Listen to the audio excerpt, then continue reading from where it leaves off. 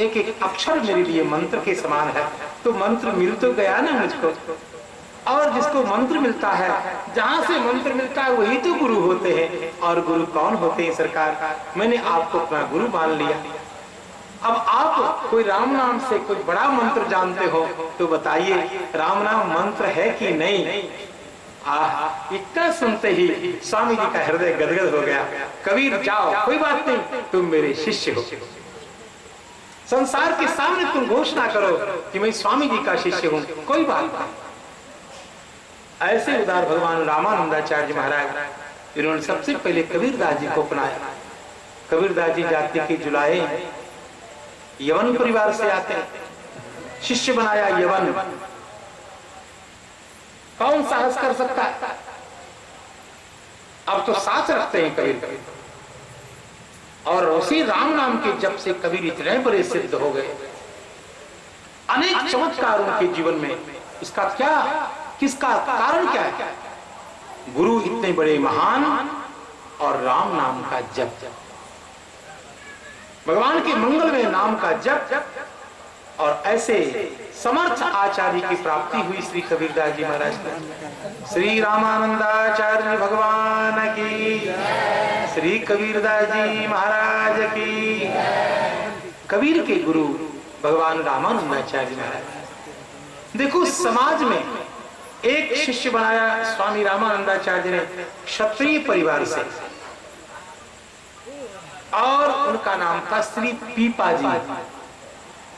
क्षत्रिय परिवार से शिष्य बनाया पीपा जी को, और ब्राह्मण परिवार से एक शिष्य बनाया स्वामी रामानंदाचार्य ने श्री अनंतानंदाचार्य जी महाराज।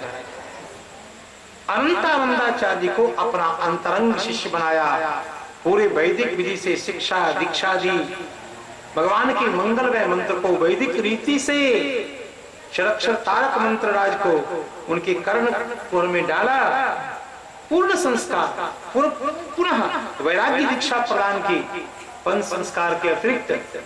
और अंतिम में अयोध्या धाम, साकेत धाम जाने से पहले श्री स्वामी जी ने अपना दिव्य दंड त्रिदंड अनंतानंदाचार्य जी को संभला दिया।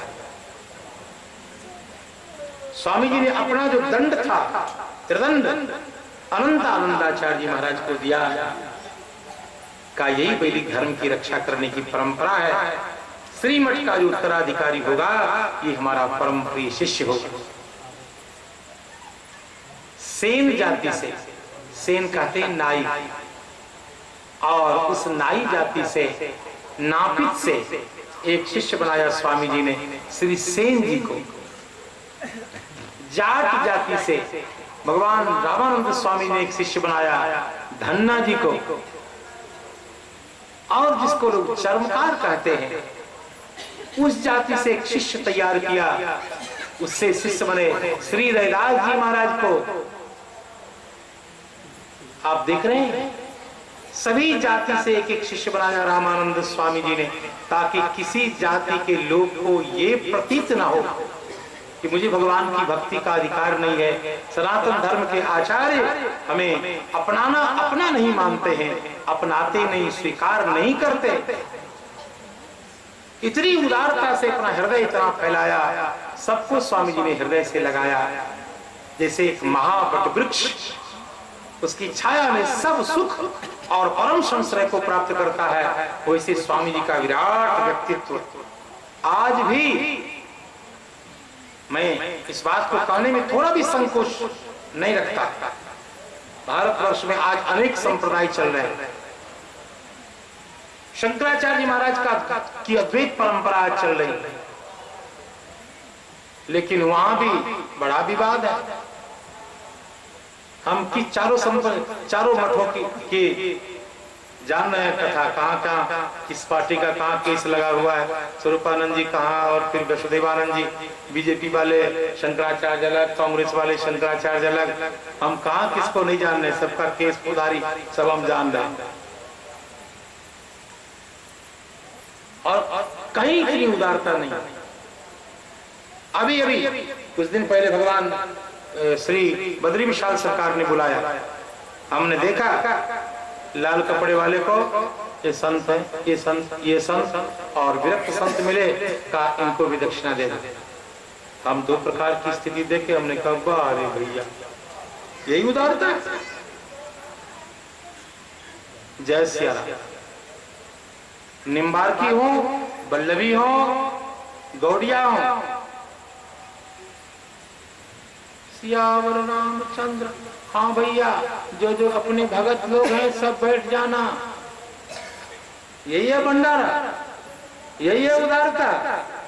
एक संप्रदाय है आपका श्री रामानंद संप्रदाय, श्री संप्रदाय। यहाँ सीधे हरि हर बोला जाए।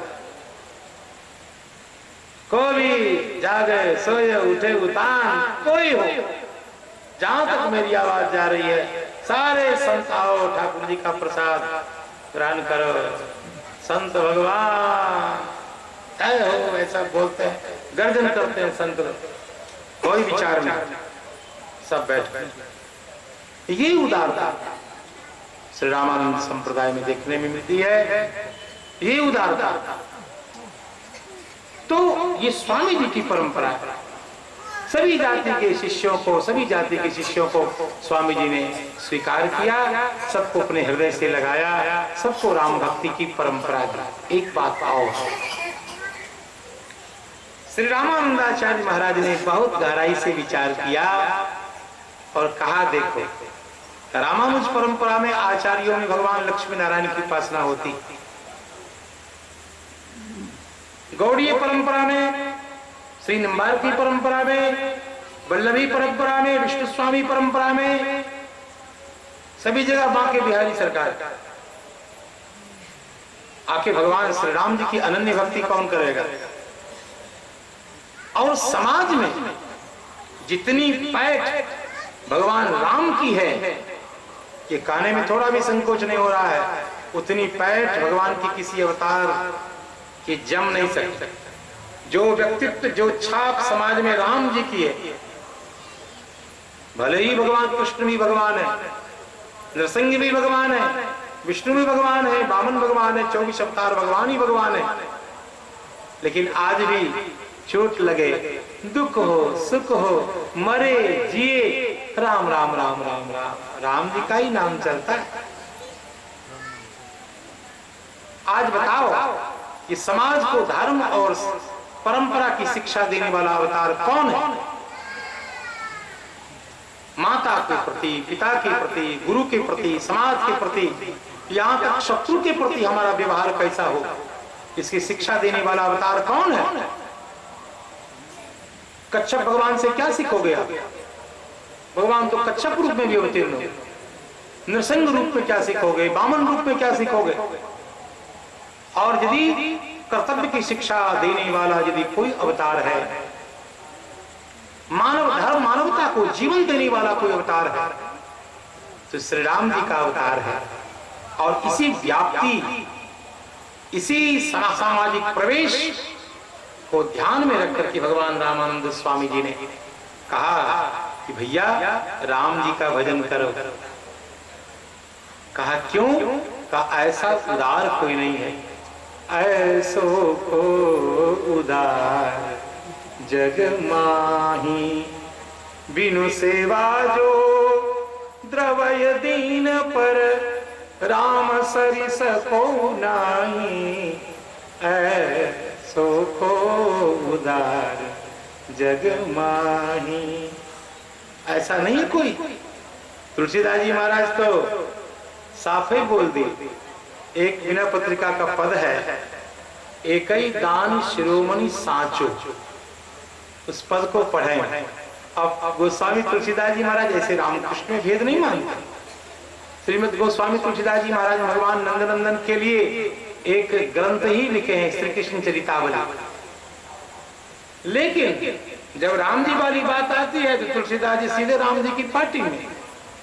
तुलसीदास जी साफ शब्दों में एक जगह लिखते हैं, एक ही दान शिरोमणि साचो, और उसमें कहा हे हरि, आपने अनेक अवतार धारण किए और उन अवतारों में जीव का अनेक कल्याण किया, अनेक प्रकार से।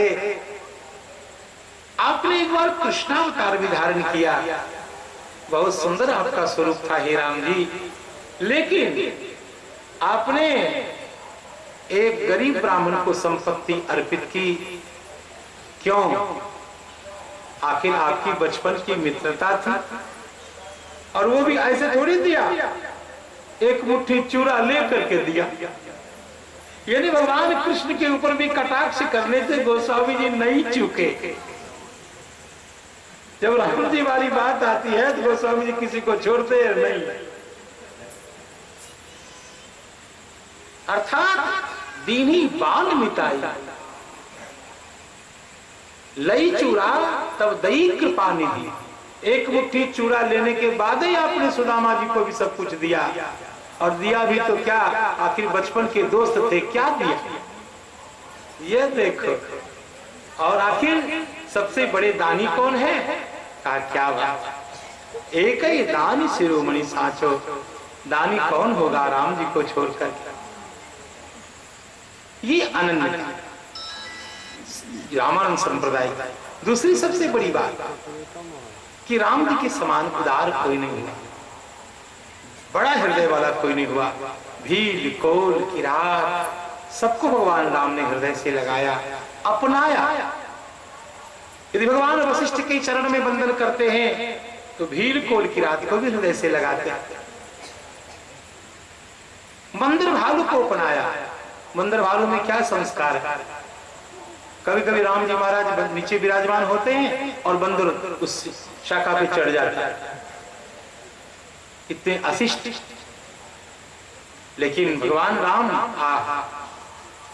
कब प्रभु तर उतर कपिटार पे, देखिए आप समान ऐसे साहिबशील निधान आपको कहां मिलेंगे।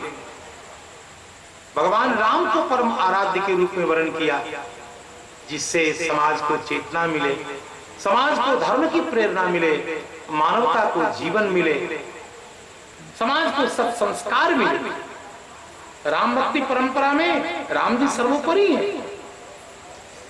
भगवान नंद नंदन को आराध्य इष्ट बताने वाले बहुत लोग हैं। और एक जगह भगवान सुखदेव जी ने भी कह दिया, तोड़ करके कह दिया भागवत महापुराण।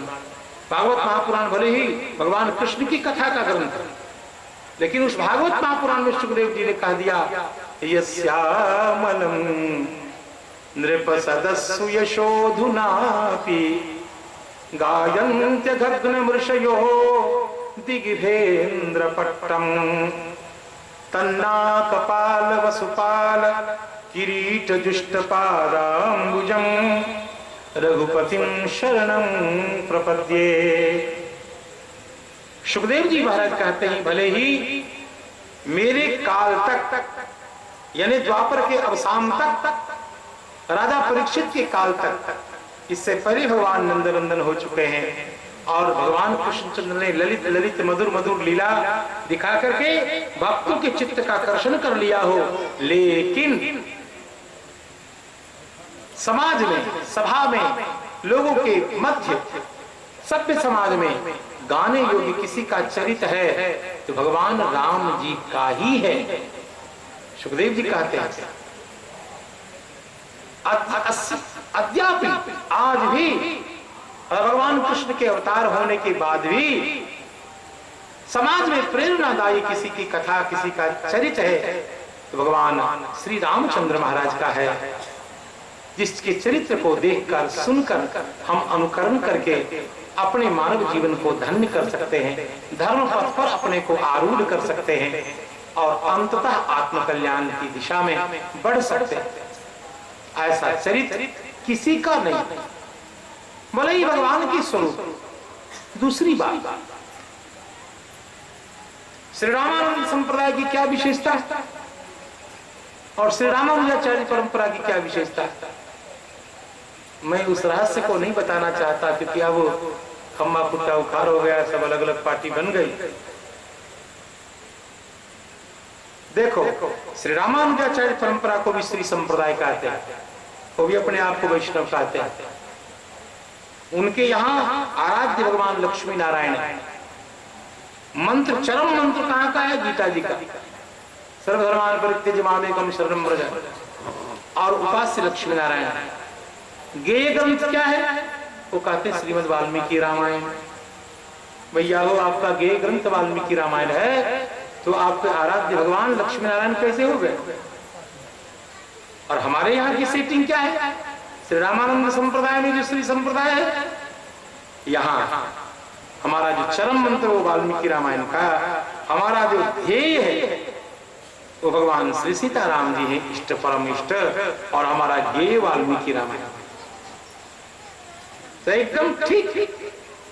तो इस प्रकार जब श्री संप्रदाय में परस्पर थोड़ा सा विभाग हुआ, तो लक्ष्मी नारायण के जो उपासक वे आचार्य वैष्णव कहलाए, और जो विरक्त जो हमारा संप्रदाय है वो वैरागियों का संप्रदाय कहा जाता है, विरक्त महात्माओं का संप्रदाय कहा जाता है।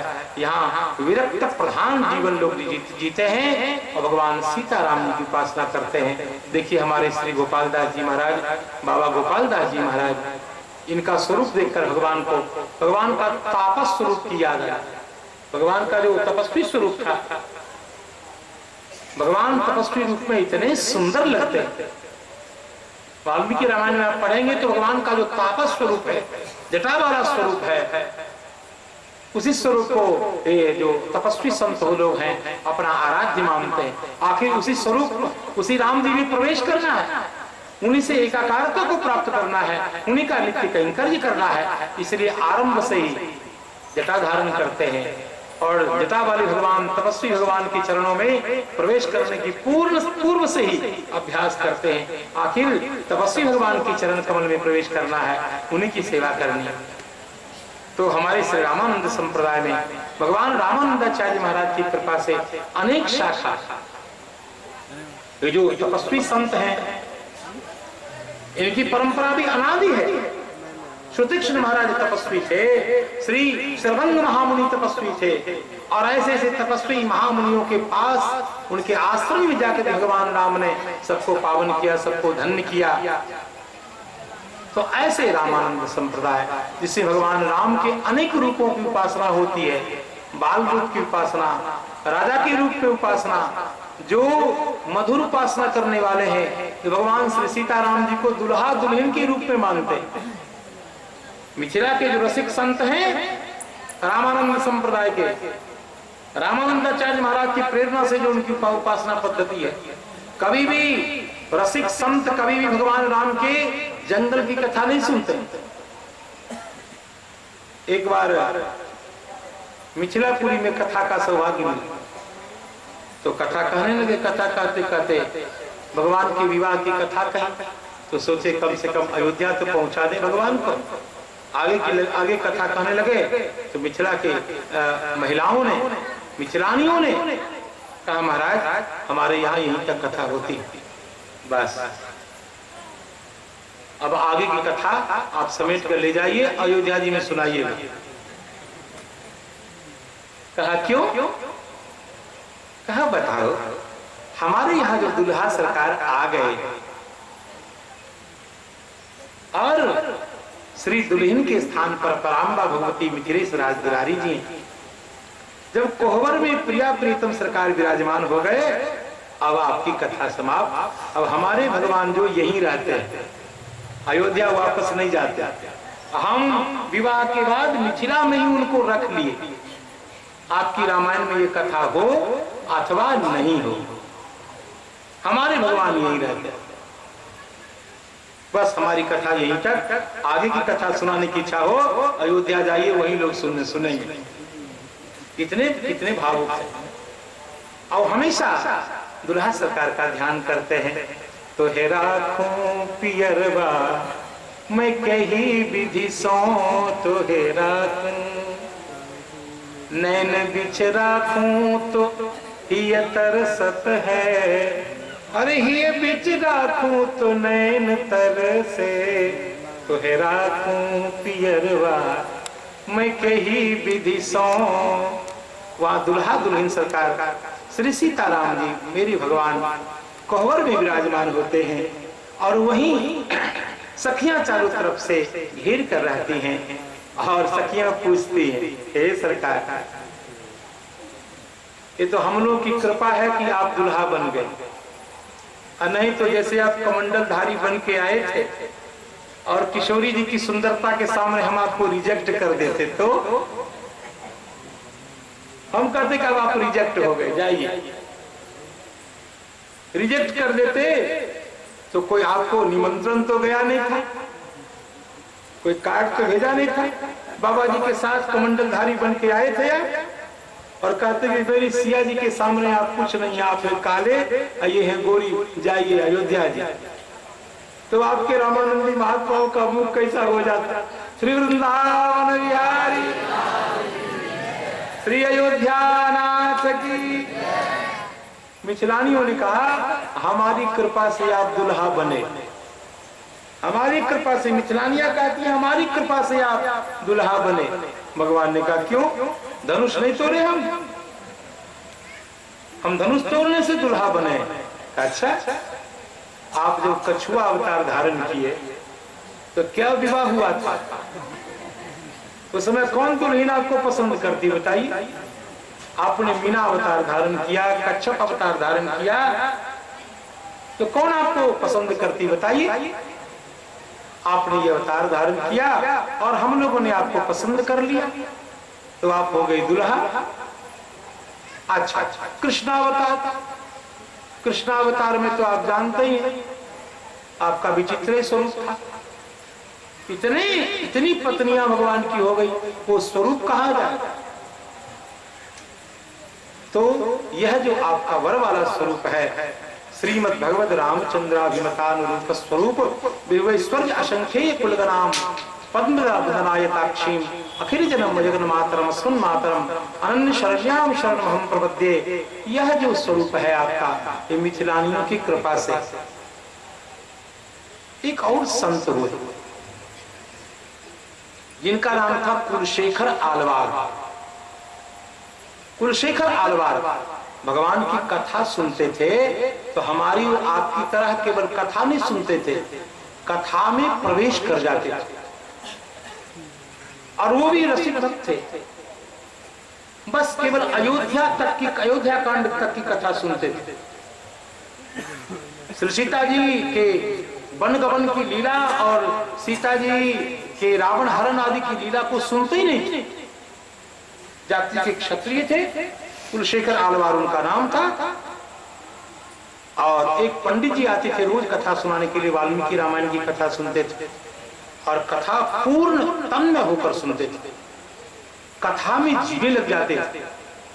अचानक पंडित जी महाराज अस्वस्थ हुए। एक दिन उनके पुत्र उनके स्थान पर कथा सुनाने आए और उनको पता नहीं था कि राजा कहां तक की कथा सुनते हैं, और वो श्री सीता जी के हरण की कथा सुना दी उनके बालक। तो कथा सुनते सुनते कुलशेखर जी को गुस्सा आ गया। अब लाओ मेरा अश्व, और अश्व पे आरूढ़ हो गए। कहां है रावण, मैं रावण को मार डालूंगा। मेरी मां जगदंबा का हरण कैसे किया उसने। और अश्व पर आरूढ़ हो गए, तलवार लेकर चल पड़ी लंका की। कथा सुनते सुनते आवेश हो गया और अपने अश्व को समुद्र में गिरा दिया महाराज। ऐसा नहीं कि कथा केवल कथा सुनने के लिए कथा नहीं सुनते थे, कथा में जीते थे। और जो इस समुद्र में रथ को गिरा दिया तो भगवान को दया आ गई। अरे ये तो मेरे प्रेम में पागल है, ये कथा में तो एकदम भावाकुल हो जाता है। और तब श्री सीताराम जी महाराज विमान पर बैठ करके, और विमान पे बैठ के साक्षात दर्शन दिए। हे भक्तराज, देखिए सीता जी को लेकर के हम आ रहे हैं। भगवान ने कहा, हे भक्तराज, देखिए रावण को मारकर किशोर जी को साथ में लेकर के हम वापस आ रहे हैं। जब भगवान के इस वचन का श्रवण किया और श्री सीता जी के साथ भगवान राम को रावण को मारकर आते हुए दर्शन किया, तब उनका गुस्सा शांत। तो ऐसा नहीं, अनेक अनेक प्रकार के भावुक भक्त होते हैं, उनके जीवन की विचित्र विचित्र दशा होती है। तो मैं ये निवेदन कर रहा था कि भगवान राम को समाज में जैसी मान्यता प्राप्त है, आज भी वो मान्यता, वो समादर, वो समाज के हृदय तक प्रवेश प्राप्त अन्य कोई नाम नहीं। अन्य कोई चरित नहीं। इसलिए रामानंदाचार्य ने विचार किया, यदि समाज में भक्ति की स्थापना करनी है, समाज के प्रत्येक जीव के हृदय में किसी देवता की स्थापना करनी है, वो देवता और कोई नहीं हो सकते, हमारे वनवासी राम हो सकते हैं, जो भील से मिलते हैं, कोल से मिलते हैं, किरात से मिलते हैं, जटायु को हृदय से लगाते हैं और शबरी जी को जो हृदय से लगाते हैं। ऐसे राम को समाज में परम आराध्य के रूप में प्रतिष्ठापना मिलनी चाहिए। इसलिए रामानंद संप्रदाय के आराध्य भगवान श्री सीताराम जी महाराज हैं। बोलो रामानंदाचार्य भगवान की। अब श्री प्रियादास जी महाराज, श्री नाभास स्वामी जी महाराज ने जो कुछ कहा है उस शब्द को दोहराए। श्री रामानंद रघुनाथ ज्यों द्वितीय से तू जगतरण कियो। श्री रामानंदाचार्य महाराज ने जैसे रघुनाथ जी ने 100 योजन सागर को पार करने के लिए सेतु का निर्माण किया, वैसे रामानंदाचार्य सरकार ने भव सागर को पार करने के लिए एक अलग ही सेतु का निर्माण किया, भक्ति रूपी पुल का निर्माण किया। उस पुल के 12 खंभे थे और वो खंभे और कोई नहीं, उनके 12 पार्षद, 12 शिष्य। कौन है वो खंभे, नाम तो बताइए। तो श्री नाभास स्वामी जी कहते हैं, अनंतानंद कबीर सुखा सुरसुरा पद्मावती नरहरि, पीपा भावानंद रैदास धना, सेन सुरसरी की घर हरी। केवल नहीं शिष्य थे क्या? का नहीं, और शिष्य प्रशिष्य एक ते एक उजागर, जगमंगल आधार भक्ति दशधा के आगर। बहुत काल बकुधारी के, बहुत काल तक संसार में जीवन को धारण करके प्रणत जनन को पार दियो, श्री रामानंद रघुनाथ जो द्वितीय से तू जग तरन कियो। रामानंद जी महाराज श्री रघुनाथ जी के समान एक सुंदर सेतु का निर्माण करके असंख्य असंख्य जीवों का उद्धार किया। ऐसा सुंदर एक मत, एक सिद्धांत, विशिष्टाद्वैत सिद्धांत को प्रकट किया। देखो, श्री संप्रदाय की जो 2 धारा है, रामानुजाचार्य की धारा, श्री रामानंदाचार्य की धारा, तो दोनों का सिद्धांत एक है, विशिष्टाद्वैत सिद्धांत। केवल अंतर उपास्य के रूप में है, मंत्र में भेद है। एक में अष्टाक्षर मंत्र है, एक में षडाक्षर तारक मंत्र है, एक के उपास्य लक्ष्मी नारायण है, एक के उपास्य भगवान श्री सीताराम जी हैं, एक में गारस्थ की प्रधानता और दूसरे में वैरागी की प्रधानता, एक में हनुमान जी महाराज महापार्षद के रूप में वर्णित और उधर नहीं। एक में सतत तुलसी माला धारण करने का नियम है, एक में केवल पूजा के काल में तुलसी धारण करने का नियम है। इस प्रकार अनेक भेद हैं। एक में वैराग्य, पूर्ण वैराग्य की प्रधानता है, निवृत्ति मार्ग की प्रधानता है, श्री राम जी के समान पूर्ण अवधूत वृत्ति से जीने की प्रेरणा और वैराग्य की प्रधानता। देखिए, भगवान रामानंदाचार्य ने अनेक सदग्रंथ लिखे। विशिष्टाद्वैत की व्याख्या के लिए उनके एक ग्रंथ का नाम बताता हूं, आनंद भाष्य। जैसे श्री रामानुजाचार्य महाराज ने ब्रह्म सूत्र के ऊपर श्री भाष्य की रचना की, वैसे भगवान श्री रामानंदाचार्य महाराज ने ब्रह्म सूत्र के ऊपर श्री आनंद भाष्य की रचना की। गीता के ऊपर भी आनंद भाष्य है और उपनिषदों के ऊपर भी आनंद भाष्य है। लेकिन हमारे संप्रदाय में थोड़े पढ़ाई लिखाई पे जोर कम देते हैं, और वो इसलिए, अब ये सही जगह नहीं है, थोड़ा अपवाद सबका है। जो ज्यादा पढ़ाई कर लेता है ना, उसके विवाह हुआ करने की ज्यादा गड़बड़ बात हो जाती है। बहुत कम ही साधु ऐसे होते हैं जो पढ़ने लिखने के बाद भी अपने रेख साधुता में जीते। इसीलिए हमारे भैया पढ़े लिखे पंडित के काम बजरे साधु सीता, और सीताराम जप करके ही अपनी वैराग्य साधना के बल पर ही अनेक संत सिद्ध हो गए। हमारे बड़े बड़े सिद्ध संत हो गए। इस रामानंद संप्रदाय ने जगत में जितना विस्तार किया, देखो बिहार में, उत्तर प्रदेश में, विशेष करके राजस्थान में जितने मठ मंदिर हमारे संप्रदाय के हैं और किसी के नहीं,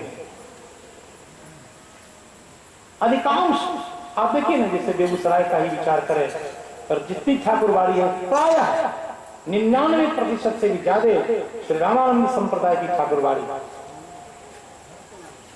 और वहां रामानंद संप्रदाय के ही विरक्त संत महंत बनते। अब अकाल आ गया संतों का, इसलिए कहीं पंडित जी महाराज पूजा कर रहे हैं, कहीं कोई पूजा कर रहे हैं, कभी कई गृहस्थ लोग कमिटी बना करके व्यवस्था कर रहे हैं। और मुझे बहुत गुस्सा होता है महाराज, मैं ये बात जरूर बोलता हूँ, बस वो कमिटी बना करके इतने रुपए का अगरबत्ती, इतने रुपए का फूलबत्ती, बताओ साधु संत कैसे रहेंगे? तो रामानंद संप्रदाय के विशेष करके वैष्णवों के जो 52 द्वारे हैं, उसमें 36 द्वारे हमारे। मैं ये सब क्यों बता रहा हूं? मैं ये बता रहा हूं, भारतवर्ष में जितना फैलाव, जितनी व्यापकता हमारी है, उतनी व्यापकता किसी की नहीं। ये बताने के लिए आज भी समाज में भगवान सीताराम जी की जो प्रतिष्ठा है, जो आराधना की व्यापकता है, वो अन्य किसी की नहीं।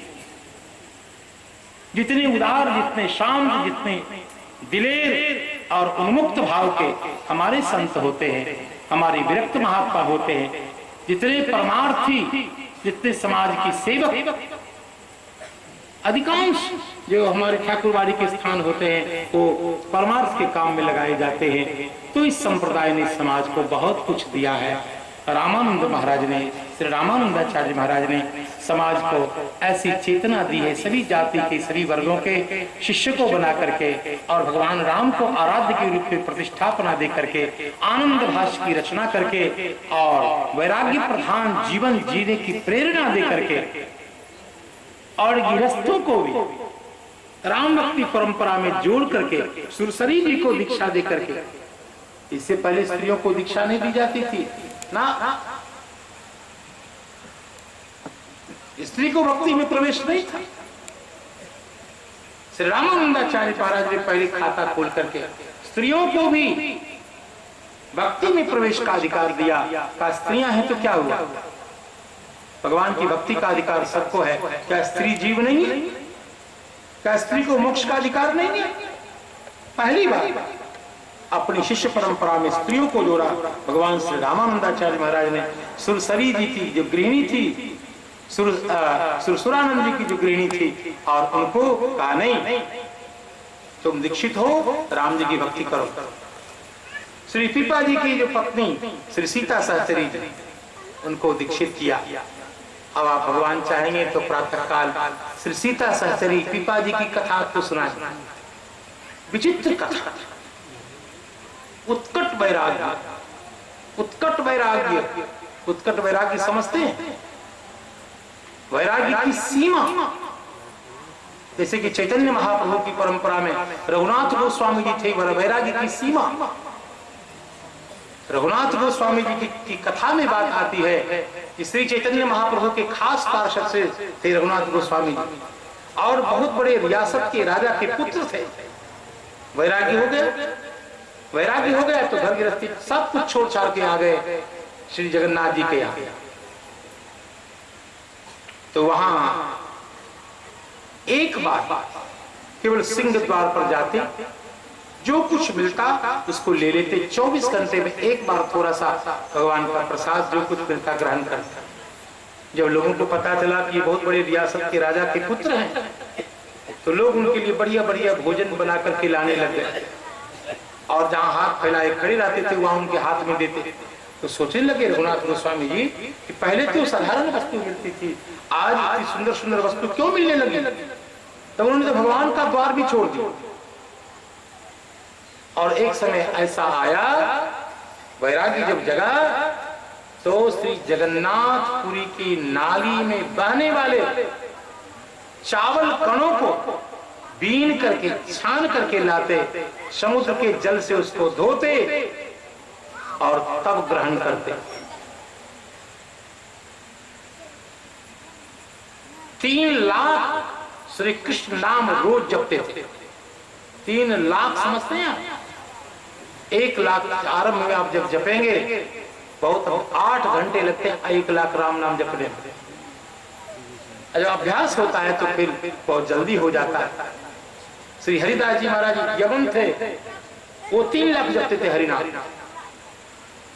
और यवन होने पर उनका जब शरीर छूटा तो श्री चैतन्य महाप्रभु ने स्वयं अपना कंधा दिया उनको, कहा ये यवन है जो 24 घंटे हरिनाम संकीर्तन करता हो, जिसको शरीर का भान नहीं है कि मैं हिंदू हूं कि मुसलमान हूं। इतना तन में चैतन्य महाप्रभु ने उनके शव को स्वयं अपना कंधा दिया। ऐसे रघुनाथ गोस्वामी जी एक बार एकांत में उसी नाली से बीने हुए चावल को और रख करके पा रहे थे। श्री चैतन्य महाप्रभु को दया आ गई, दौड़े हुए आए, कहाँ हैं श्री रघुनाथ गोस्वामी जी और रघुनाथ भट्टी जी कहाँ हैं? और जब देखा एकांत वृक्ष के नीचे वही सड़ा हुआ चावल पा रहे थे पूर्ण वैराग्य के साथ, किसी से नहीं मांगते। तो चैतन्य महाप्रभु उनकी थाली से पत्तल से झपट्टा लगा करके पाने लगे। कहा सरकार सरकार, हे महाप्रभु आप ये क्या पा रहे हैं? तो महाप्रभु ने कहा रघुनाथ जी सुंदर सुंदर चीज आप स्वयं पाते हैं, क्या मुझको मेरा उसमें हिस्सा नहीं है? ऐसे करके महाप्रभु ने उनका सम्मान बढ़ाया। वैरागी का मतलब क्या होता है? ऐसा उत्कट वैराग्य श्री पीपाजी महाराज का, श्री सीता सहचरी जी का, श्री धन्ना जी स्वामी जी के शिष्य हुए। भगवान इनकी गाय चराते थे। दर्शन देना किसको कहते हैं? अरे भगवान दर्शन क्या देंगे, भगवान उनकी गाय चराते थे, गाय।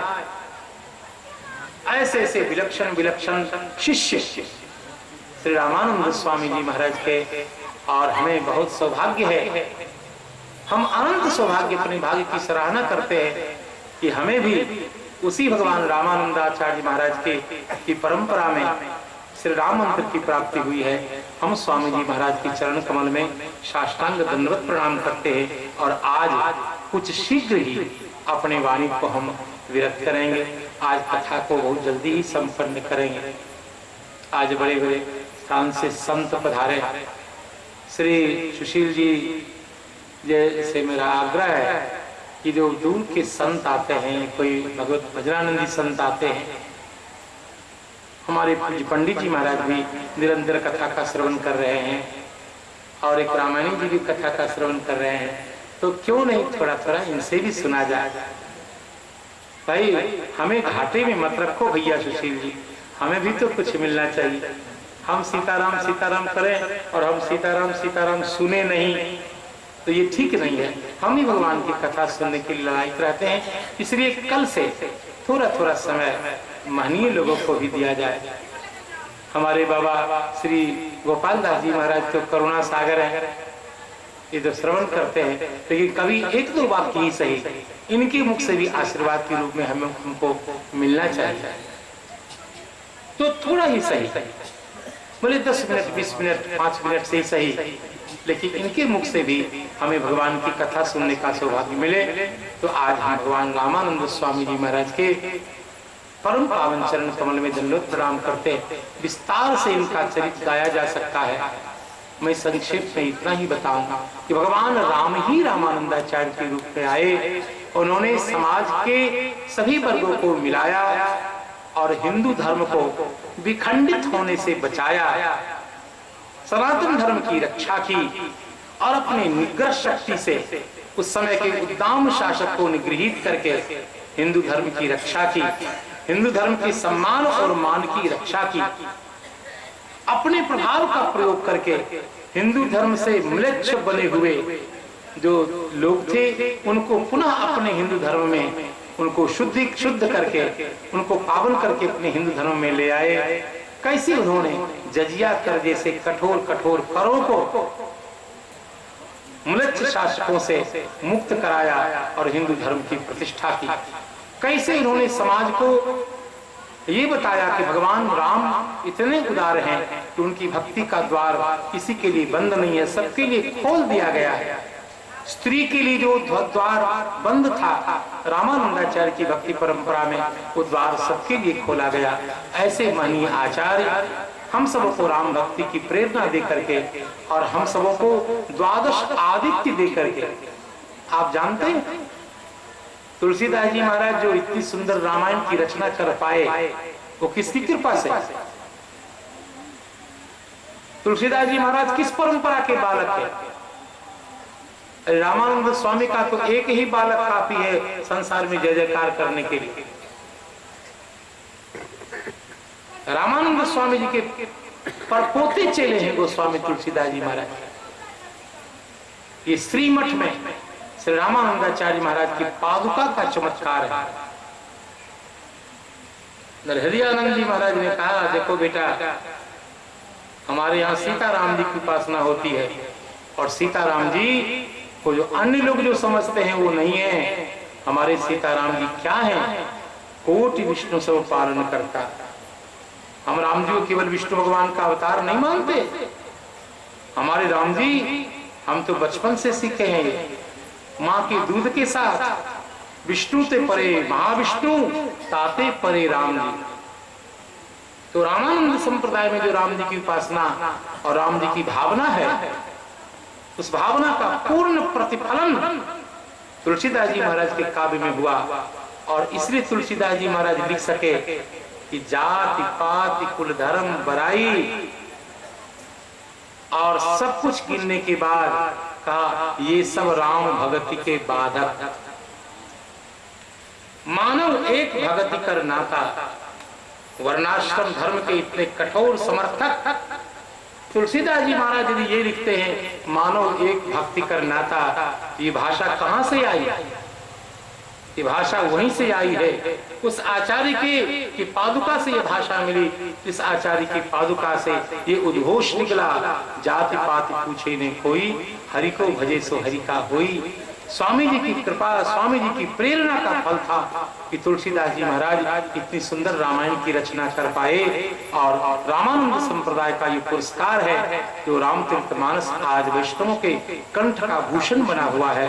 आज रामचरितमानस वह मानस स्तंभ है, समाज को मार्गदर्शित करने वाला, मार्गदर्शन देने वाला वह एक दिव्य आलोक है, आलोक स्तंभ है, जिसके आलोक में संसार के सब लोग अपने कल्याण का मार्ग तलाशते हैं और अपने परम कल्याण, परम लक्ष्य को प्राप्त करते हैं और अपनी मानव जीवन को, अपने मानव जीवन को धन्य धन्य बनाकर कृतार्थ करते हैं। इन्हीं शब्दों के साथ हम आप मेरे सामने विराजमान जितने भी वंदनीय चरण हैं, पूज्य चरण हैं, श्रोता जन हैं, हमारे गांव के और आसपास के गांव के जितने भी श्रोता हैं, सभी के लिए मंगल कामना करता हूं कि आप सबों के जीवन में सुख, शांति, समृद्धि के साथ साथ अपने धर्म के प्रति आस्था, विश्वास और अपनी वैदिक परंपरा के प्रति पूर्ण निष्ठा उत्पन्न हो और आप सबों के जीवन में भगवान सीताराम जी की भक्ति आए।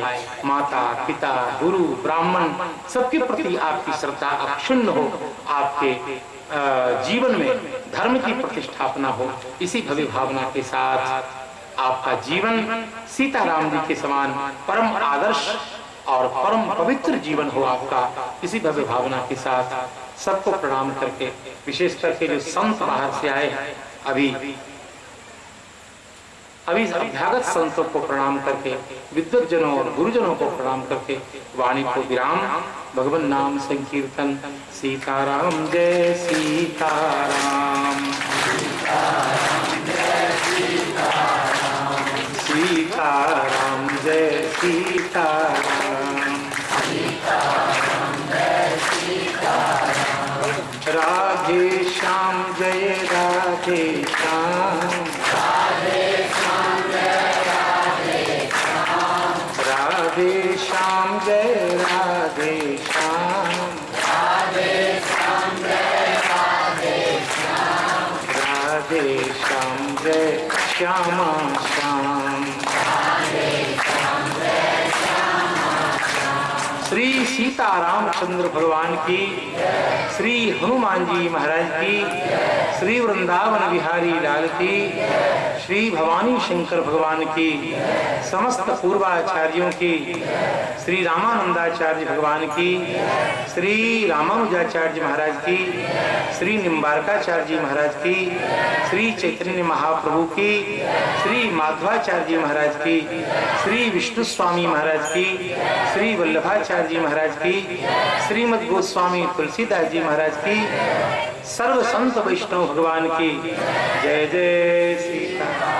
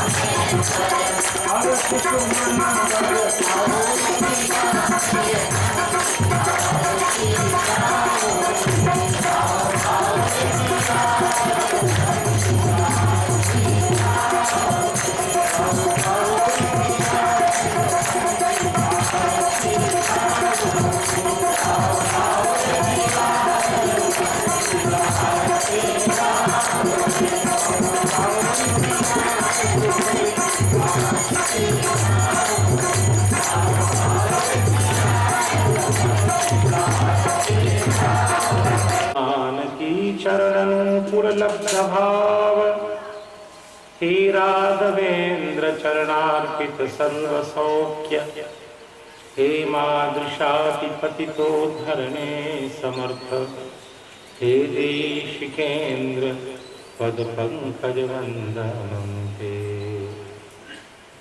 रामानंदमहं वंदे वेद वेदांत पारगम् राम मंत्र प्रदातारं सर्वलोकोपकारं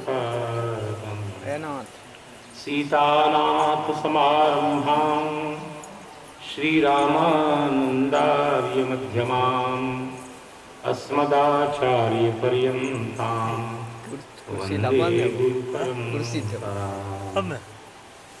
सीताराम जय सीताराम,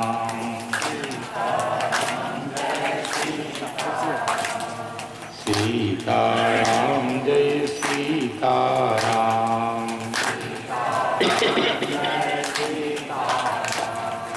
राधे श्याम जय राधे श्याम,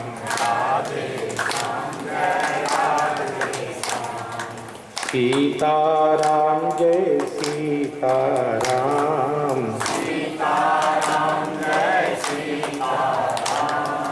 राधे श्याम जय राधे श्याम, श्री राम कृष्ण भगवान की, श्री अंजनी नंदन भगवान की, श्री उमा महेश्वर भगवान की, श्री भक्तमाली की, सर्वसंत वैष्णव भगवान की जय जय सीताराम। रघुवर तुमको मेरी लाज, रघुवर तुमको मेरी लाज, सदा सदा मैं शरण तिहारी, तुम हो गरीब निवाज, रघुवर तुम हो गरीब निवाज, रघुवर तुमको मेरी लाज, सियावर तुमको मेरी लाज, सदा सदा मैं शरण तिहारी, तुम हो गरीब निवाज, रघुवर तुम हो गरीब निवाज, सियावर तुमको मेरी लाज, अघ खंडन दुख भंजन जन ते, अघ खंडन दुख भंजन जन के, यही तिहारो काज, रघुवर यही तिहारो काज, तुलसीदास पर कृपा कीजे, तुलसीदास पर मैं मोह से पतित पर कृपा करिए, भक्ति दान देहो आज, रघुवर भक्ति दान देहो आज, रघुवर तुमको मेरी लाज, सियावर तुमको जानकी नाथ भगवान की, श्री हनुमान जी महाराज की। भक्त भक्ति भगवंत गुरु चतुर नाम बपुए, इनके पद वंदन किए नासय विघ्न अनेक। मंगल आदि विचार रह वस्तु न और अनेक, हरिजन को यश गावते हरिजन मंगल रूप। श्री गुरु अग्रदेव आज्ञा दई, भक्तन को यश गाव। श्री गुरु अग्रदेव आज्ञा दई, भक्तन को यश गाय। भवसागर के तरन को नाहिन और उपाय। सब संतन मिल निर्णय कियो, मध्य श्रुति पुराण इतिहास। भजिवे को दुई सुघर, कै हरिदास। हरि जो भले विराजिए, कथा सुनिए इतिहास। तुम श्रोता या भक्त माल के, तुम पद रज ममास। तुम पीछे अरु भक्ति जे, श्रोता हैं रस खान। तिन कर सकल मनोरथ, पूर्वहु श्री भगवान। चार जुगन में भक्त जे, तिनके पद की धूरी। सर्वस सिर धरि राख्यूं, मेरे जीवन मूरी। संत सभा झांकी नहीं, किया न हरि गुण गान। नारायण तुम कवन विधि, अवचाहत कल्याण। श्री वृंदावन बिहारी लाल की। भगवान के लाडले लाल, भगवान के अत्यंत प्रेमास्पद, यूं कहें कि भगवान के साक्षात हृदय, जो श्री किशोरी जी के करुणा के विषय बने हैं, ऐसे भक्तों के चरित्र में प्रवेश करने के लिए, इस महासागर को प्रणाम करने के लिए इस दास ने मन में निश्चय किया है। आज इस सत्र का आरंभ हो रहा है। आप सबों से विनम्र प्रार्थना है कि अपने मन को समाहित करके भगवान श्री सीताराम जी के युगल चरण कमल का चिंतन करते हुए, उनके परम प्रेमास्पद भक्तों के चरित्र में आप सब भी प्रवेश करें। प्रेमी भगवत श्रोताओं, भगवत रसिक संत जन, जैसा कि पूर्व सत्रों में निवेदन किया जा चुका है कि अपना जो देश है भारतवर्ष, ये अत्यंत पावन है। भारतवर्ष में जन्म लेने के बाद हमें इसका गौरव अवश्य होना चाहिए। भारतवर्ष में जन्म लेना, उसमें भी मानव जीवन धारण करके जीना, उसके बाद भी पवित्र सनातन धर्म में जीवन जीना, ये तीनों अपने आप में एक अलग लाभ है। मणिकांचन संयोग है हमारे जीवन का, और इस मणिकांचन संयोग का अपूर्व लाभ प्राप्त करने के लिए भगवान के अनुग्रह से अपूर्व क्षण हमको मिला है। हम भक्तों के चरित्र का आस्वादन करें। कभी कभी भगवान ही भक्त बन जाते हैं, कभी भक्त स्वरूप भगवान भी ऐश्वर्य प्रदर्शित करते हैं। श्री नारद जी महाराज भगवान के 24 अवतार में एक अवतार है। अवतार होने के कारण भगवान, और वही श्री नारद जी महाराज भक्त बन के वीणा बजा करके संसार के लोगों को बताते हैं कि भगवान की भक्ति करनी चाहिए। तो नारद जी महाराज भगवान तो है ही, साथ में नारद जी भक्त भी हैं, संसार के लोगों को जगाते हैं, इसलिए गुरु भी हैं।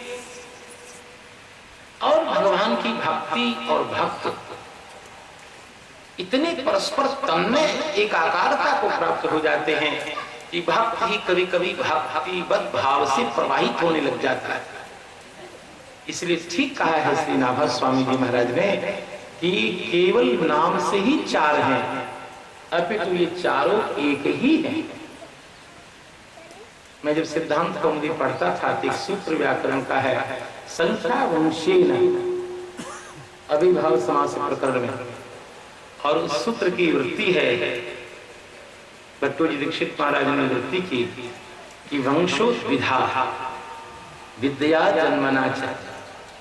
वंश दो प्रकार के होते हैं, विद्या वंश और जन्म वंश। ये मेरी माँ है, ये मेरे पिता है, ये मेरा भाई है, ये मेरे बाबा है। यह जो वंश है वो जन्म वंश है। एक वंश होता है विद्या वंश, जैसे ये मेरे गुरुजी, ये मेरे गुरुजी के गुरुजी, ये मेरे गुरुजी के गुरुजी के गुरुजी, अर्थात गुरु शिष्य की परंपरा से जब विद्या प्राप्त होती है तो वह भी एक वंश होता है। गुरु शिष्य का भी एक वंश होता है, जैसे माता पिता पितामह प्रपितामह का एक वंश होता है। और सही बात क्या है आप जानते, जन्म वंश की अपेक्षा विद्या वंश ज्यादा पवित्र होता है, क्योंकि यहां वंश का आधार बिंदु है और वहां वंश का आधार नाद है। वहां जो संबंध है वो पवित्र है, यहां संबंध उतना पावन नहीं।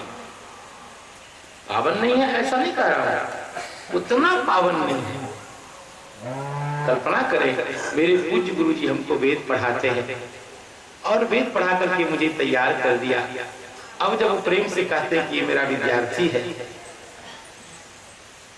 अब जो मैं उनका विद्यार्थी हूं इसमें उनका क्या स्वार्थ। निस्वार्थ भावना से उन्होंने शब्द ब्रह्म का दान किया, नाद ब्रह्म का दान किया।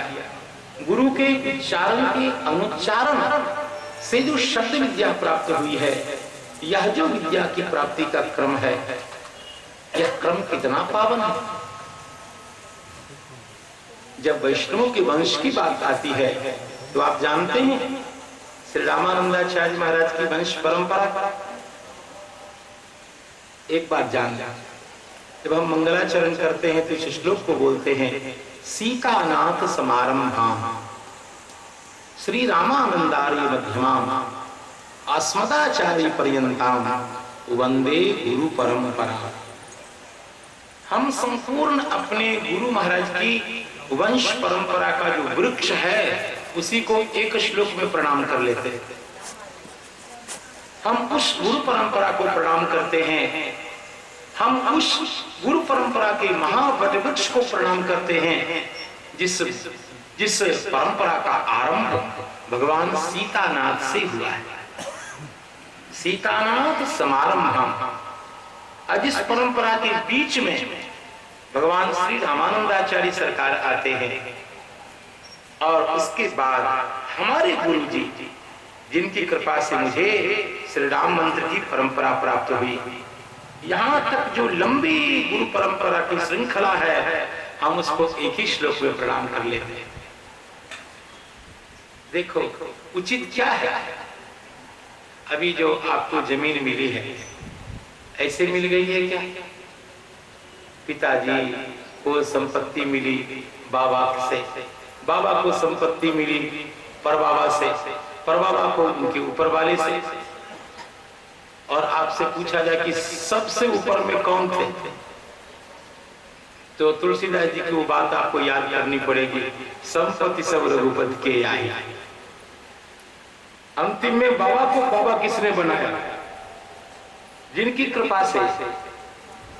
तो अंतिम में सबके मूल में भगवान मान, चाहे ज्ञान की परंपरा हो चाहे कोई परंपरा हो, आप अपनी जड़ को जब ढूंढने लगेंगे तो सीधे भगवान के पास पहुंच जाएंगे। हमारी बुद्धि यूं भ्रष्ट हो गई है कि हम बस आसपास देख करके रह जाते हैं। विचार करिए, या फिर मुझे जो विद्या मिली वो कहां से मिली, हमारे गुरु जी को कहां से मिली, गुरु जी के गुरु जी को कहां से मिली। और तब अंतिम में ढूंढते ढूंढते अंतिम में एक जगह पहुंचेंगे, उनका नाम है भगवान। सकल विद्याओं के मूल में भगवान है। चाहे आप ज्ञान मार्गी हैं, चाहे कर्म मार्गी हैं, चाहे भक्ति मार्गी हैं, ईश्वर की प्राप्ति के जो भी साधन शास्त्रों में वर्णित हैं, जहां कहीं भी वर्णित हो, सकल सिद्धांत के मूल में भगवान है और भगवान से ही सारी विद्याएं चली है। अरे अन्य विद्याओं की बात जाने दो, चोरी भी एक विद्या है। चोरी एक विद्या है। आप जब शास्त्रों में विद्याओं का उल्लेख देखेंगे तो एक विद्या चोरी भी है। चोरी करना सबके बस की बात नहीं है और सबके क्षमता में भी नहीं है। और वेद भगवान कहते हैं, मैं चोरों के सरदार का नाम बता दूं? तस्करानाम पतये नमः। चोरों के महागुरु भगवान है। मैं जो कहता हूं कि संसार की चोरी क्यों, सारी विद्याओं के मूल में भगवान है, सभी शाखा वहीं से चली है। पतंजलि महाराज ने योग सूत्र में लिखा है, बहुत सुंदर बात लिखी है, सतु पूर्वी शामपि गुरु काले नानवच्छेदाय। ये सूत्र है योग सूत्र। अब आप तो कितने प्यार से सुनते हैं, अब इसी रहस्य को इसी गुरुता से सब लोग धारण करें तो बहुत उचित बात है। पतंजलि महाराज ने योग सूत्र में लिखा है कि भगवान क्या है, तो कहा भगवान गुरु है। सब गुरुओं के लकड़दादा भगवान है। भगवान राम जी से ही सारी विद्या आई है। कहा उनके भी कोई गुरु है? कहा उनका कोई गुरु नहीं है, वो सब गुरु जी के गुरु जी हैं। और गुरु की श्रृंखला वहीं जाकर बंद हो जाती है। सकल विद्या का कोश उनके पास और उन्हीं से सारी विद्याएं हैं। सतपूर्वी शांस गुरु काले नाच्छेदाय। और इसीलिए भारत में जितने भी संप्रदाय हैं, देखो कभी आपके मन में आता होगा, जब हम श्रीमद् देवी भागवत महापुराण की कथा सुनते हैं तो लगता है कि भगवती पराम्बा, राजराजेश्वरी, श्री उमा मां, श्री भवानी माता, भगवती श्री कालिका माता, भद्रकाली माता, या जहां आपको जैसी निष्ठा है वही सर्वेश्वर है। सबसे परात्पर तत्व, अंतिम तत्व वही।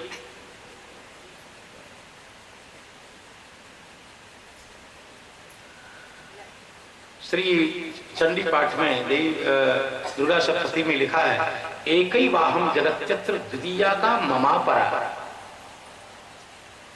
केवल मैं ही हूं और संसार में कौन है? वही भगवती का है। जब भगवान शिव का महापुराण पढ़ते तो लगता है जो कुछ है वो भोले बाबा ही हैं बस। और बात सत्य है। एक पुराण की बात असत्य कहना, जैसे माता पिता को, गुरु परंपरा को असत्य कहने के जैसा है।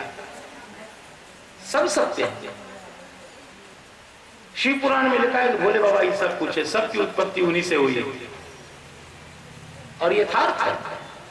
सभी देवताओं का दर्प चूर्ण हो चुका है। आप पढ़ेंगे तो समझ में आएगा। इसी प्रकार ब्रह्म विवर्त पुराण पढ़े तो वहां अलग, भागवत महापुराण पढ़े तो अलग। तो आपको ऐसा नहीं लगता कि आखिर भगवान वेद व्यास ने हम लोग के मन में भेदभाव भर दिया? आखिर हम किसकी उपासना करें? भैया को ज्यादा टेंशन लेने की जरूरी नहीं है। भगवान एक ही है। एक ही भगवान भक्तों की रुचि के अनुरूप, सभी रूप सबको पसंद नहीं होता, इसलिए रुचि भेद के कारण वही भगवान कहीं श्री राम के रूप में, कहीं कृष्ण के रूप में, कहीं माता जी के रूप में, कहीं गणेश जी के रूप में, कहीं सूर्य नारायण के रूप में, अलग अलग रूपों में पूजित होते हैं। कहा क्यों, इतने रूपों की क्या जरूरी है? कहा आपको कभी नमकीन कभी और मीठा खाने की क्या जरूरी है? आप भी तो रुचि बदल बदल कर जैसा आपका संस्कार है वैसा भोजन करते। प्रत्येक जीव का संस्कार और परंपरा, उसकी फाइल अलग अलग होती है। उसका रूप, गुण, शील, स्वभाव सबके भिन्न भिन्न है। कोई पुरुष सत्व प्रधान होता है, कोई रजक प्रधान होता है, कोई व्यक्ति तमः प्रधान होता है।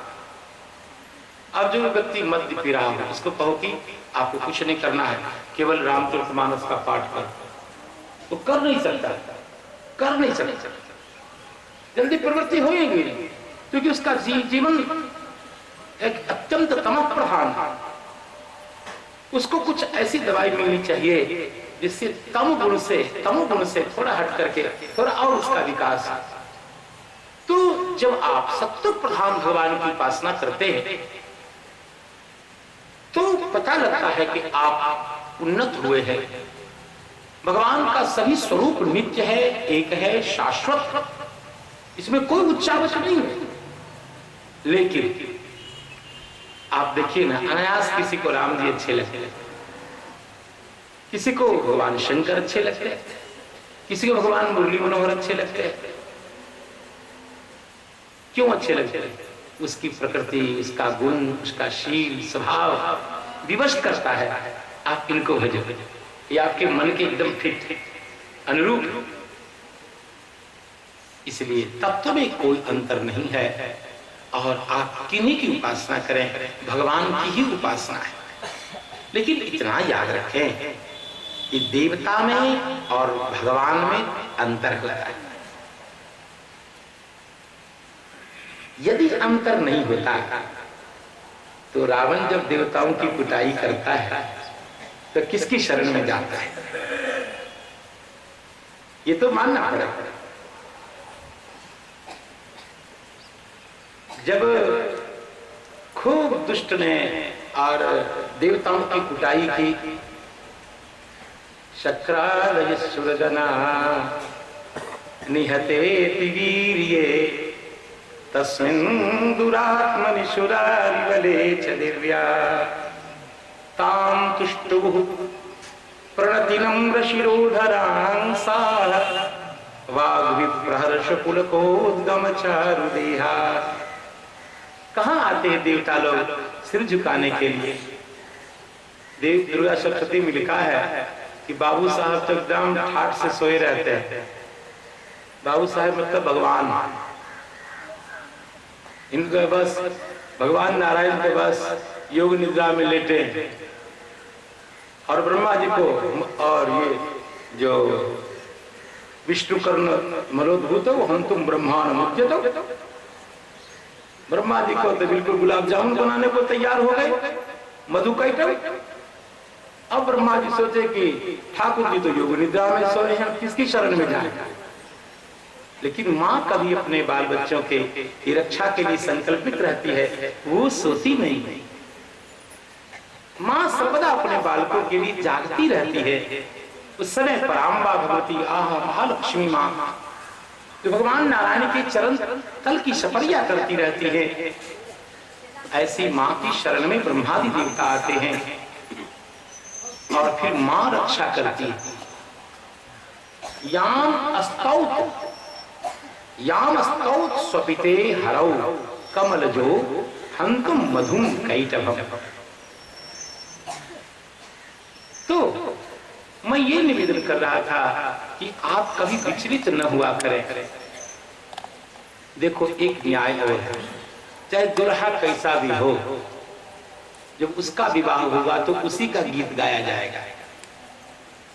जिस पुराण के जो प्रधान प्रतिपाद्य होते हैं उनको ही सर्वश्रेष्ठ निरूपित किया जाता है, ये पुराण का सिद्धांत है। आखिर श्रीमद् भागवत महापुराण के दुल्हा भगवान नंद नंदन कृष्णचंद्र हैं, तो उनको सबसे परात्पर बताया जाएगा। भाई उचित भी है।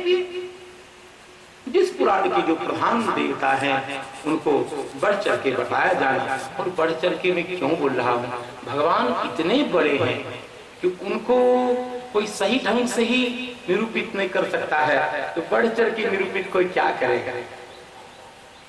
जैसे कोई 2 साल का बच्चा, 3 साल का बच्चा, उससे कोई पूछता है कि तुम्हारे पापा कितने बड़े हैं, तो 3 साल का बच्चा कितना हाथ ऊंचा करेगा जब अपने बाप के मस्तक के पास पहुंचेगा।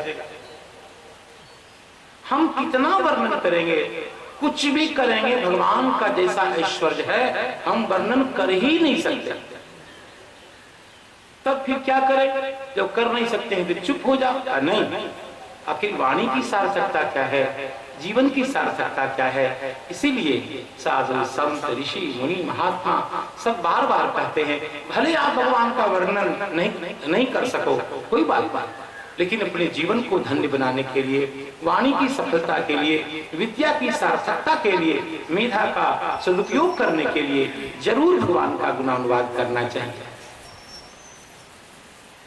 कई लोग कहते भगवान की कथा के आयोजन से क्या होता है। अरे भैया, भगवान की कथा का आयोजन न हो, अभी जितने लोग बैठे हैं सामने, ये कम से कम ताश तो नहीं खेल रहे हैं, कम से कम लड़ाई झगड़ा दंगा फसाद तो नहीं कर रहे हैं। इतने लोगों को घेर के रखा हो ना मैं किसी प्रकार का, तो ये कम लाभ है क्या। मान लीजिए आपको ब्रह्म ज्ञान नहीं हुआ, आपको भगवान की कथा समझ में नहीं आई, किसी भक्त के चरित्र से आपने प्रेरणा प्राप्त नहीं की, चलो कोई बात, लेकिन इतने लोग बैठ करके एकांत बैठकर कम से कम कान में सीताराम सीताराम सुनते हैं, मुख से सीताराम बोलते हैं, और कुछ अच्छी बात कहीं समझ में आ जाए उसको स्वीकार भी करते हैं, धारण करते हैं, ये कम लाभ है क्या। ये बहुत बड़ा लाभ है।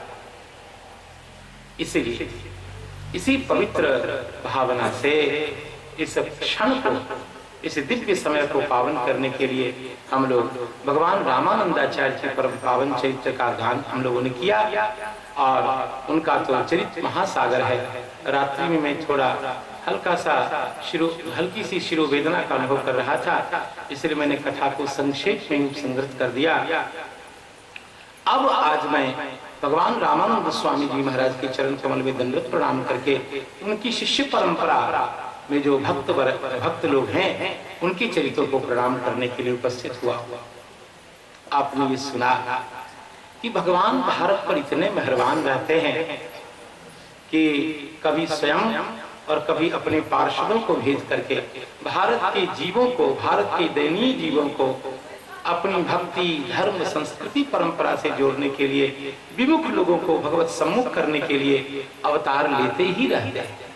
और इसी क्रम में कभी भगवान बुद्ध आते हैं, कभी भगवान शंकराचार्य आते हैं, कभी भगवान रामानुजाचार्य आते हैं, और कभी स्वयं भगवान राम स्वयं रामानंदाचार्य के रूप में प्रकट होते हैं। और ये मैंने बताया कि सरकार को लगा कि नहीं, अब मैं अकेला नहीं, अभी तो सकल पार्षदों के साथ जाऊंगा, और इस बार प्रभु अकेले नहीं आए हैं, अपने विशिष्ट विशिष्ट पार्षदों को साथ लाए, और उन पार्षदों को आदेश दिया कि सभी जाति में जन्म लेकर के तैयार रहो संसार को शिक्षा देने के लिए। देखो, रत्न कहीं भी पैदा हो सकता है, यद्यपि ये बात भी कही जाती है, शैले शैलेन माणिक्यम मौक्तिकम न गजे गजे।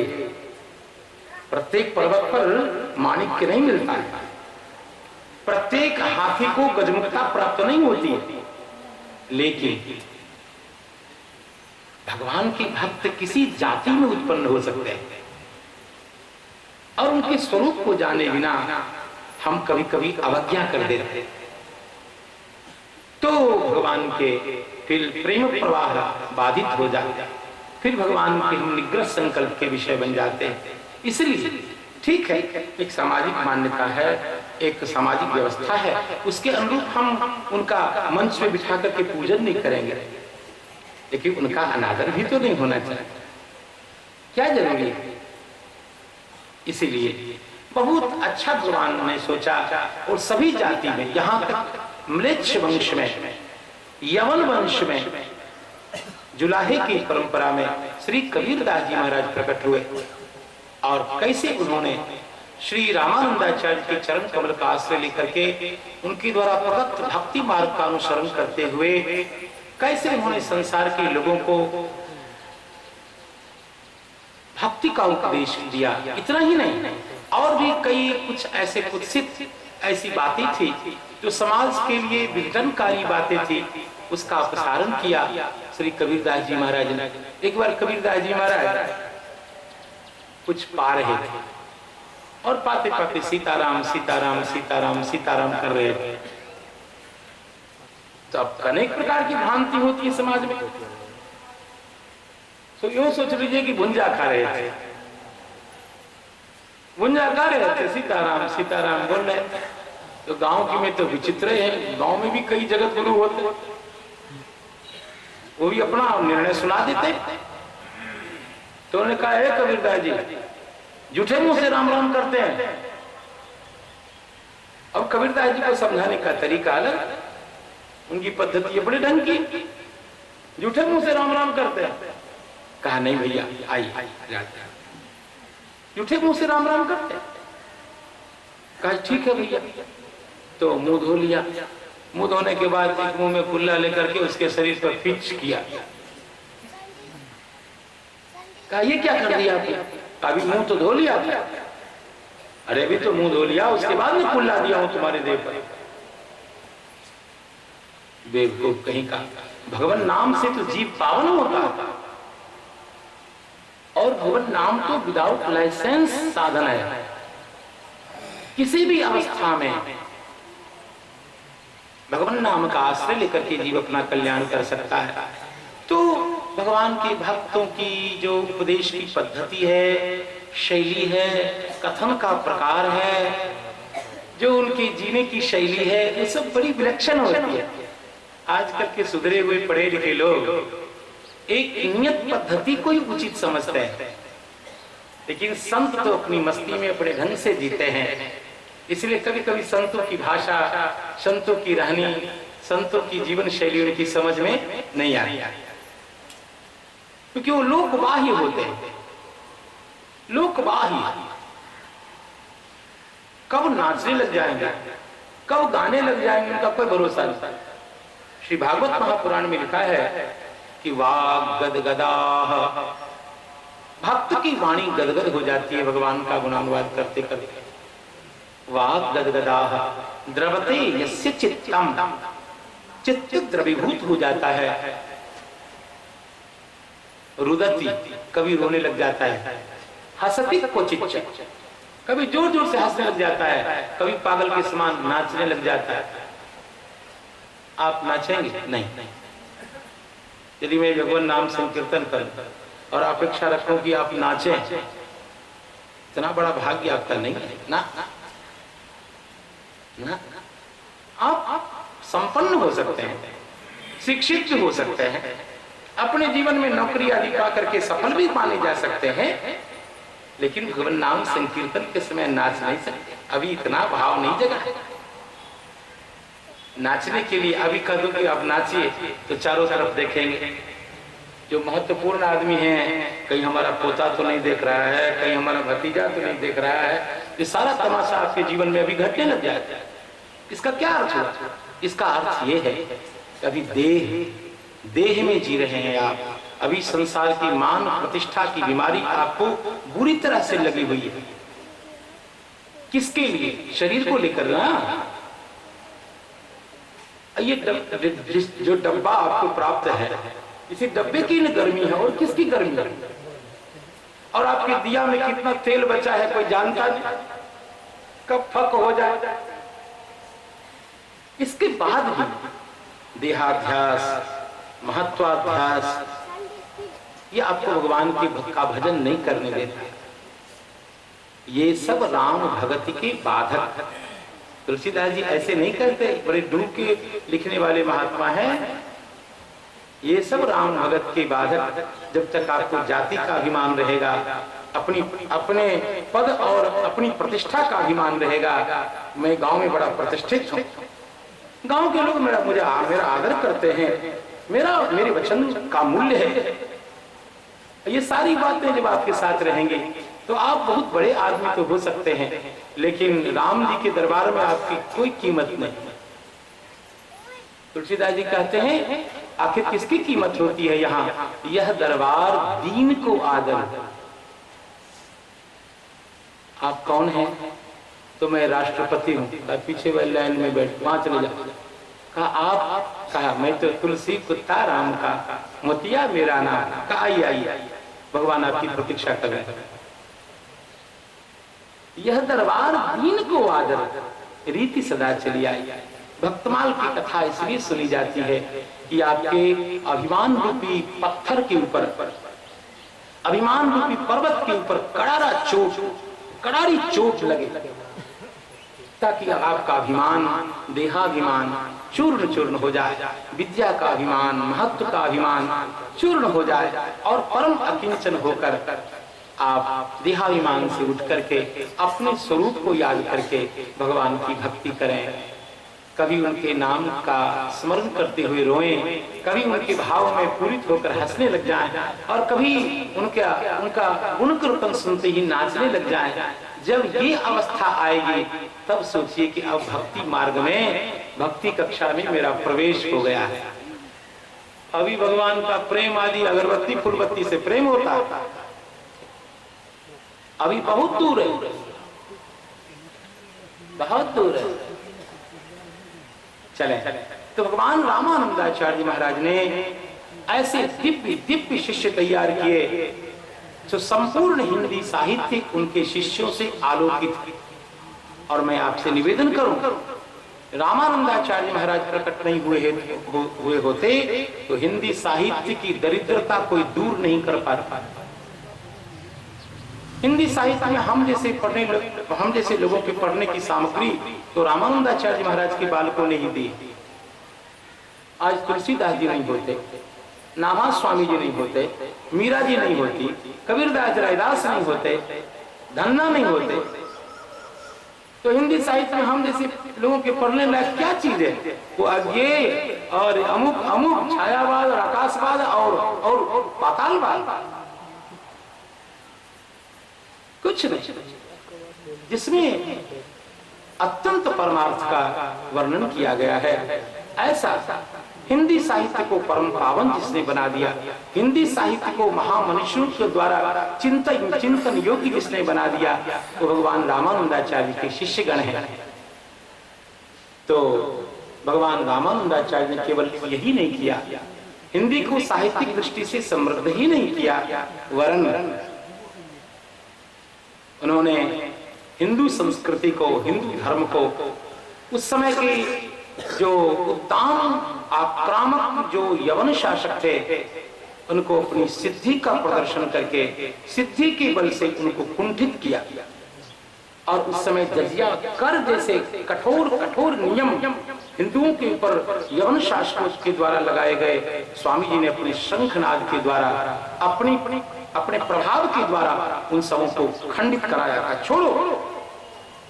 और सारे कर और डोली प्रथा और अमुक प्रथा जो भी सब को स्वामी जी ने दूर कराया और समाज में एक समरसता की सृष्टि की।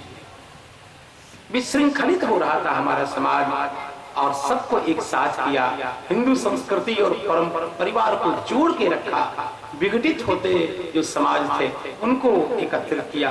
तो आपको भले भक्ति की दृष्टि से यदि रामानंदाचार्य की महिमा समझ में नहीं आ रही हो तो कम से कम सामाजिक दृष्टि से उनके महत्व को आप नकार नहीं सकते। यदि आज स्वामी रामानंदाचार्य महाराज नहीं होते तो न तो आपकी शिखावस्ती, न तो आपका सूत्र बस्ता, न आप चंदन आपका दिखाई देता। ये सब कुछ चाट गए थे, मतलब उद्दाम यवन शासक, उन्होंने अपने प्रभाव से, सिद्धि के बल से, अपने ऐश्वर्य से, निकृष्ट सामर्थ्य से सबको बचा के रखा। तो कम से कम इस दृष्टि से भी हमें उनका ऋण स्वीकार करना चाहिए। हम उनसे ऋणी नहीं हो सकते। आज का समाज ही नहीं, आगे का समाज भी उनका ऋणी बना ही रहेगा। चले तो भगवान रामानंद स्वामी जी को प्रणाम करके उनकी परंपरा के और संतों की चर्चा करें। देखिए, भगवान श्री रामानुजाचार्य परंपरा के एक संत हुए जिनका नाम था श्री लालाचार्य। लालाचार्य जी महाराज के चरित्र से पूर्व एक कवित्त आया है, नाभा स्वामी जी के द्वारा रचित कवित्त हमारे सामने है, जिसमें लिखा है कि 4 महंत माने जाते हैं संप्रदाय के, श्री संप्रदाय के। अभी भी महाराज जी तो जानते हैं कि चारों संप्रदाय के महंत होते हैं, चारों संप्रदाय के महंत होते हैं। वैसे उसी भाव का चिंतन करते हुए श्री नाभा स्वामी जी ने कवित्त में लिखा है कि वैष्णवों के 4 संप्रदाय के 4 महंत हैं। ठीक वैसे इनका महत्व है जैसे चारों दिशाओं को कस के दांत के नीचे दबा कर रखने के लिए भारतीय संस्कृति में 4 दिग्गज की कल्पना की गई है। दिग्गज, और इसी भाव से श्री नाभा स्वामी जी ने जो शब्द उच्चरित किए आप सुने। चतुर्महंत दिग्गज चतुर भक्ति भूमि दावे रहे। भक्ति की भूमि को दबा करके रखते हैं 4 दिग्गज महंत। का कौन है ये? का श्रुति प्रज्ञा श्रुति देव ऋषभ पुह कर इभ एशे। श्रुति धामा श्रुति उदधि पराजित वामन जैसे। श्री रामानुज गुरु बंधु विदित जग मंगलकारी। शिव संहिता प्रणीत ज्ञान संध्या सारी। इंदिरा पद्धति उदारधी सभा साथी सारंग कहे। चतुर्महंत दिग्गज चतुर भक्ति भूमि दावे रहे। भक्ति की भूमि को दबा करके सुरक्षित रखते हैं ताकि भूकंप से इस भक्ति रूपी धरती को बचाया जाए। अभी तक आपके वैज्ञानिक भूकंप नहीं बचा सके।